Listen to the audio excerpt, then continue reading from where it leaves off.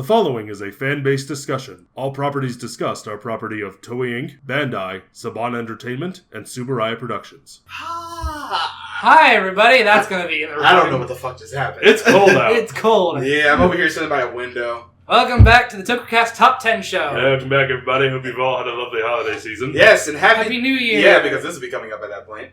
Happy New Year. Happy 2018. What'd you do? Anything exciting? No. Okay. That's sad. You know, we're going to leave 2017 where the fuck it was, because that was some bullshit. With the middle finger. Yeah. Anyway, this week we're doing Pinks and Whites, Top 10 Power Rangers. Yes. Mm-hmm. Yes. To kind of, this isn't finishing off the series. We still have 6 Rangers. 6 Rangers. Yeah, we do have 6 Rangers. And extra Rangers, or there's not enough? Probably not enough of those, but we do have all the worst. Yeah. Oh, we do have the worst to do. That's true. Anyway, let's start with the best. Top 10 best Pinks and Whites. Do we have any honorable mentions? Nope. Okay, moving on. Number 10, Rose from Operation Overdrive. This was me. This is all him. She was competent. And she wasn't the worst actor in this show. In order to stand out in Operation Overdrive, that's all you need to be. She had... She also stood out because she pointed out the first major issue with this entire show. You're rich. Buy an army. I did. An army of 5. Her backstory could have been a little bit better. She was a really smart girl. And I still love Linkara's thing. I loved your paper on such as I want to hire you to kill Superman. But yeah, I still like Rose. She was, personable enough to really stand out, especially because What's-Her-Face, Yellow, just did not have a personality. So, Ronnie, that's her name. Is it? Yellow. But yeah. Number 9. Number 9, Dominique from Jungle Fury. Dominic. Nope. I'm going to leave this one up to you. Nakuka. I thought he was fun. I thought he was a fine character. He came in late, which is definitely was a definite problem for him. But he made up for it by bringing a lot to the team. He had a romance with What's-Her-Face? Fran. And I thought he was a very fun character. Like, ever since RG became a Ranger and Casey became more serious, there was really no fun person left on the team. So he kind of brought that back, which I think was needed. I don't really remember anything about him. It's mainly because the first thing you said, he came in too late. Yeah. Yep. But I still thought in terms of... That's the problem with just the Disney era as a whole. Yeah. When they end up having a 6th Ranger. Because almost every season is 32 episodes, you get screwed with just how much character development you're going to get. This happens also with Gem and Gemma in RBM. So. Well, I didn't like Gem and Gemma. I did. I don't blame you. Moving on. Number 8. They're okay. Number 8, Alyssa from Wild Force. The mother. She was the mother of the group. Yep. Very, very motherly. And then became a teacher. Yes, she did become a teacher. And told the story of the Animarium. And the Power Rangers. Mm-hmm. She was fine, though. It's just, she had a little bit more going for her because she was there the entire time. But, yeah, she was very, very, very much the mother. And that's, a really good thing, especially for that team, especially with, Tarzan. So. Or George the Jungle, your pick. Which one do you like more, Brendan Fraser or Disney? Tony Goldwyn, I believe is who it was. No, I was thinking Alexander Skarsgård because he. The Tarzan from the most recent movie. Yeah. Oh yeah, I forgot there was a live action movie. I think everybody does. Number 7. Damn, abs dope. That's true. Number 7, Kimberly from Power Rangers 2017. She was great. I liked her a lot. I liked her. I still love because the chemistry between everybody, but I still love her and Jason talking on the cliff. He goes, "I have a van." Oh, that's creepy. It's not that kind of van. Every van is that kind of van. It's true. It's true. Which I took offense to because I drive a minivan. It's still that kind of van. But yeah. According to her, yes. She was funny, she was personable, and that sort of just ended up making her stand out just a little bit more. Also, she was a bitch. The picture thing? Oh, yeah. Yeah. Let's remember that. And Marcus does love his bitches. That was the entire basis of her character, mostly. Especially her character arc. Because a lot of the movie focused on her. Then Jason. And Lily. Not so much the other two. No, not so much. Who? Number 6. Number 6, Cassie from In Space. Oh, yeah. She went from a shitty pink to a pretty decent pink. Yeah, I liked her so much more in space, and her mini arc that she had when she was going to become the Lost Galaxy Pink Ranger before background stuff. But yeah, I liked her quite a bit more in that show, and especially having to deal with Psycho Pink. Oh, who was fucking insane. Hence the name. So yeah, it's just like I love what they did, especially with that arc, more or less translating it from Mega Ranger over it, because those are two very different shows. But I love the Ninja Rangers and the Psycho Rangers for both different reasons. Mm-hmm. But I felt like they made Psycho Pink literally psycho. Like they made her just that much more insane. Who would have thought? Than Ninja Pink. Fair enough. So it's just like I just enjoy that a lot. And her entire arc, Cassie just having to deal with literally being stalked throughout that entire show, and then having to deal with this chick again in Lost Galaxy. Yeah, she was great. Cassie had a lot of growth, and I think especially going from that time when we first see her on the bus, really not willing to do anything, and then for some reason she was going to another city, and then she decided to stay in Angel Grove, and no one questioned that. So, but yeah, I still like Cassie. Cassie was fun. Mm-hmm. Number 5. There we go. Number 5, we got Cat from Mighty Morphin Zeo and Turbo. Going from an evil character to one that was good does help. Does help. It worked better for her than it did for other people. Yeah. Lost Galaxy. Because there's a difference between going from a weekly villain to a good guy and becoming a Power Ranger from being the main villain. Because there's only so much reach I can give to. You've tried to kill us how many times? Mind control.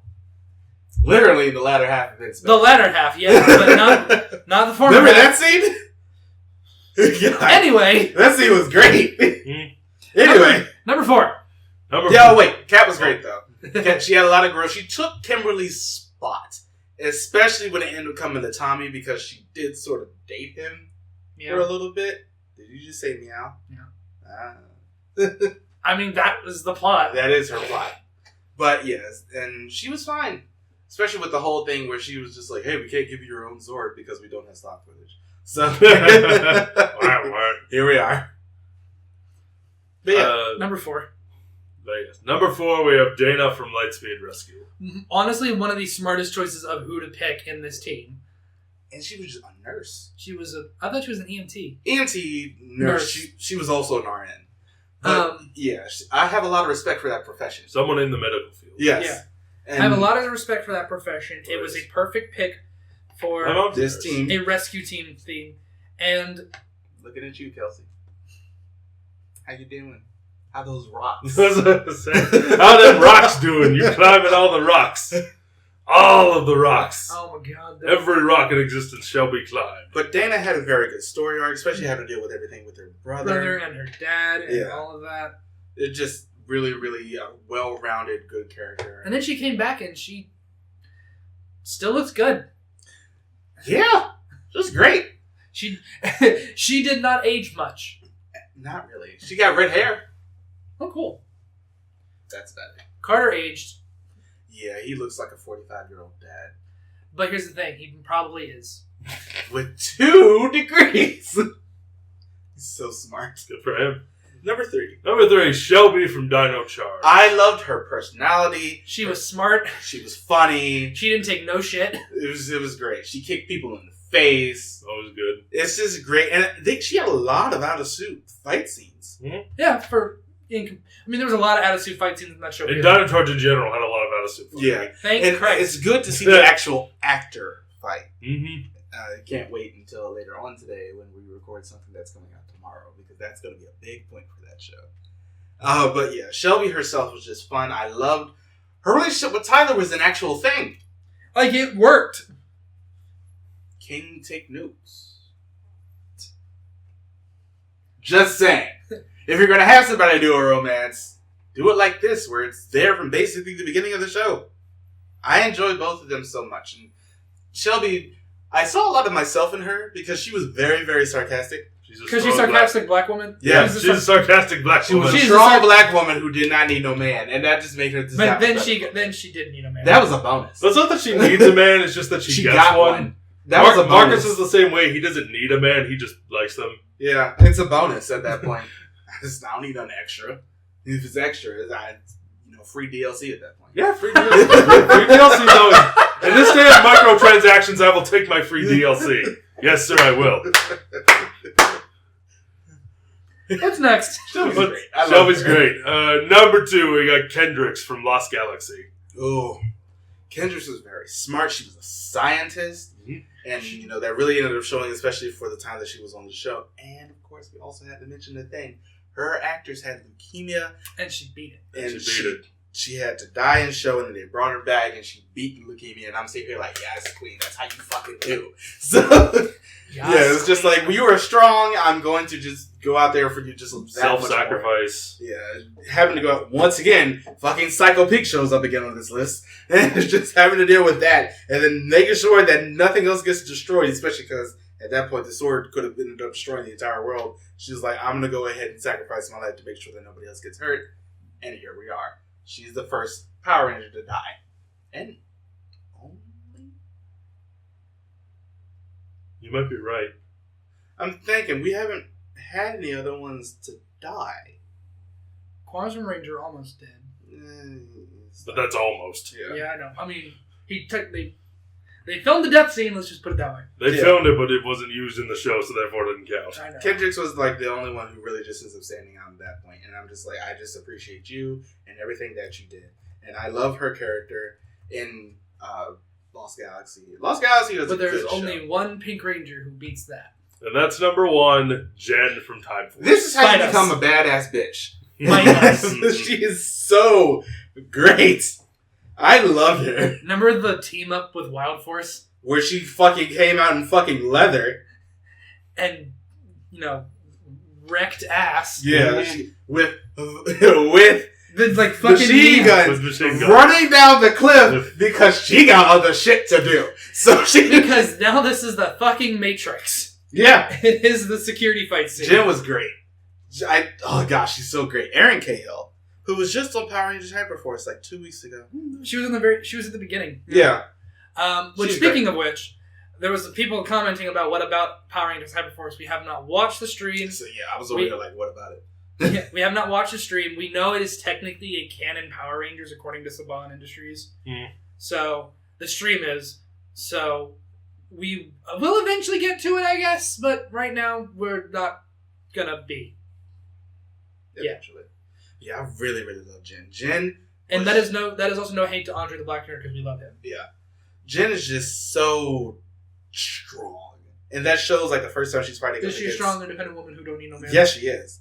And that shows in the first time that she was fighting Ransom. Another show where romance is done well. Yeah. If you're going to do it at the beginning. Or make sure you have a future person who looks just like them but isn't an asshole just like them. Yeah, that's always a bonus. Your actions have drastically changed the future. How? I can't tell you. Why?